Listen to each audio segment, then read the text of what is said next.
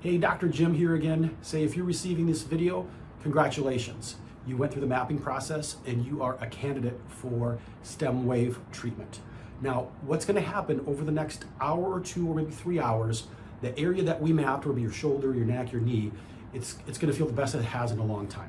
So we talked about in that previous video, that physical punching out of that inflammation. Right now, the body's healing that up, but it's not gonna have time to heal it all the way. So that inflammation will slowly return. So don't be surprised with that. But let's say the inflammation was this big, that ball of inflammation was this big. As it comes back, it'll be smaller the next time. So each subsequent treatment, the inflammation, when it comes back, is less because the body's healing itself the way it's naturally designed to do, and it has more time in between to heal up that tissue. Now, we should have gone home with some information from us on some tips on what to do after, as far as icing and drinking water or taking NSAIDs, that kind of stuff. So please read through that. Also be careful. Sometimes people, like with a knee, for example, or a shoulder, they haven't been able to use it like they want to for sometimes years. And after the first treatment or two, they get such great results. They go like right at it, like, oh gosh, I haven't done squats for a while. So they go work out really hard at the gym, or they start throwing things or digging, like we had someone digging holes with a shovel after, because he hadn't been able to do it in a long time.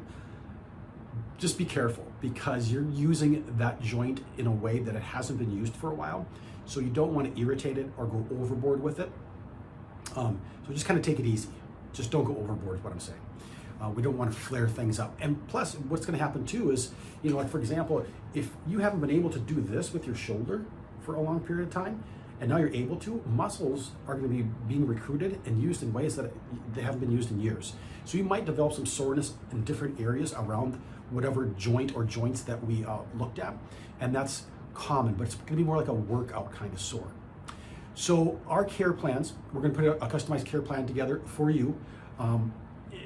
Every joint's a little bit different. Every person's a little bit different.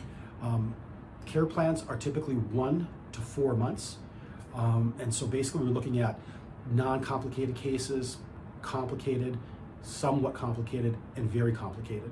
So that will determine basically how long your care plan is and how many treatments there is. So typically it's 6, 8, 10, or 12 visits, depending upon the number of complications and complicating factors that you may have.